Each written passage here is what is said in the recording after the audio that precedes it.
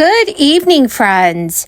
Happy Friday to all of you. Several state governors and leaders are now urging the Biden administration to put forward a new inflation relief plan as soon as possible, as the U.S. poverty rate continues to rise.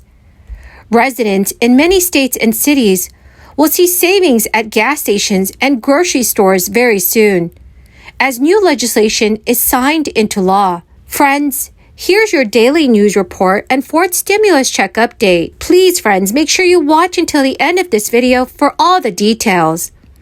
I will also be giving away a $75 Walmart gift card 4 days a week.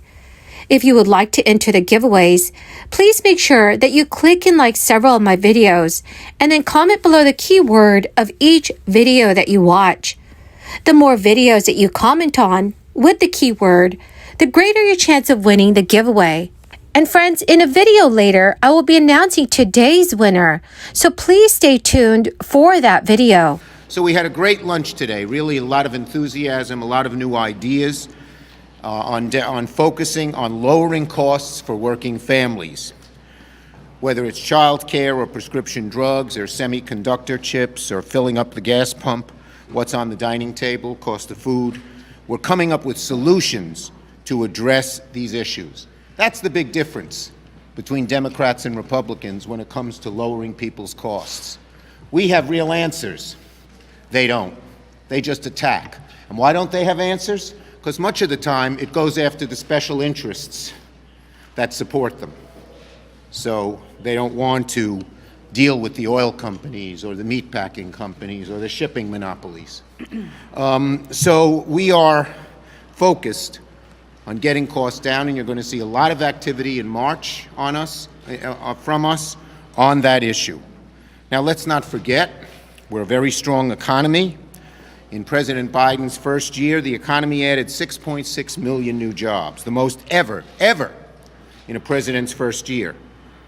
But we're not stopping there. Now that wages are going up, we want to make sure costs go down so the average person has more money in her or his pocket. And that's what our whole lunch was about, or most of our lunch was about today. Various members came up with different ideas, and we're going to focus and we're going to come up with caucus agreement on those ideas. Not everyone will agree with each idea, but there'll be large buy-in, and you'll hear a lot about this from us as we move on.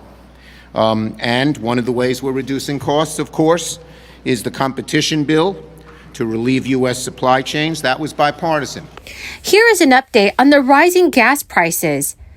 Drivers will pay more at the gas pump starting today, as the final 2-cent state gas tax increases goes into effect. The increase raises South Carolina's gas tax up to 28 cents per gallon. Friday's increase and 6 years of 2-cent increases, the revenue from which has gone towards improving the state's roads. These increases were part of a 10-year plan funded through the 2017 South Carolina Infrastructure and Economic Development Reform Act.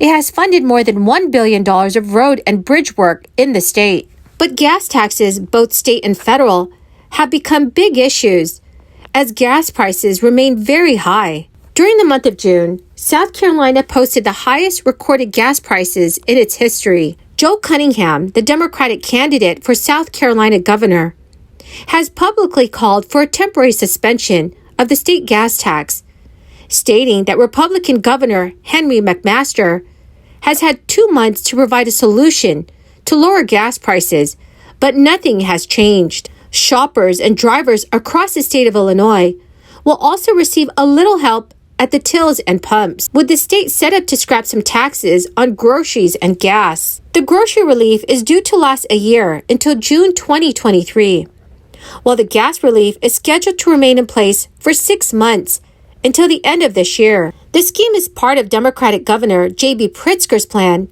to tackle the soaring prices and record inflation that's hitting the United States as a result of global issues. Officials say waiving the state's 1% sales tax on groceries will save the state's taxpayers up to $400 million in total through July 1st, 2023. Illinois is one of the few U.S. states that impose a tax on groceries, It is set at 1% on food, medicine, and hygiene products.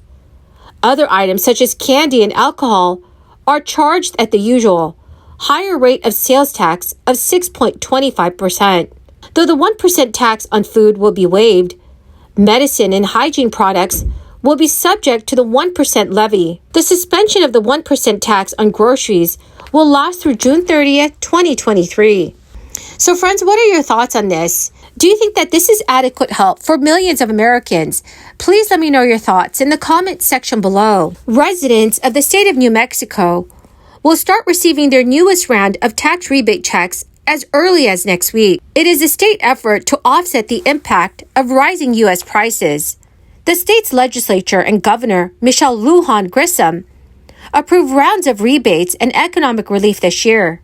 According to the New Mexico Taxation and Revenue Department, state residents have received stimulus payments in May and June. But this new round will be different from those that came before it. In that the tax rebates are subject to a certain income threshold. Qualifying taxpayers who have filed a 2021 personal income tax return will be sent the rebates automatically without having to fill out an application. In 2022, the state's legislature approved $20 million to be distributed on a first-come, first-served basis as relief payments to state residents who did not file income tax returns. Households of married couples or single individuals with one or more dependents were eligible for a $1,000 relief payment, while single individuals without dependents were eligible for $500. Friends, the keyword for this video is Lake Victoria. If you would like to enter today's Walmart gift card giveaway, please click and like several of my videos and then comment below this keyword, which is Lake Victoria, and additional keywords of any video of mine that you watch. And friends, do make sure that you are also subscribed to my channel. And friends, the more videos that you comment on with a keyword, the greater your chance of winning. Applications for these relief payments opened on May 2nd and were set to close on May 31st. That's if the $20 million had not run out beforehand.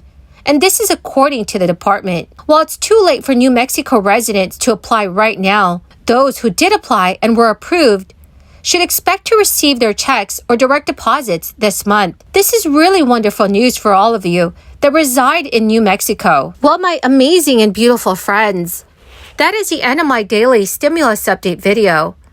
Thank you so very, very much for joining me here today. And I greatly appreciate all of you who are watching my videos. Thank you so much, friends, and have a wonderful and blessed Friday.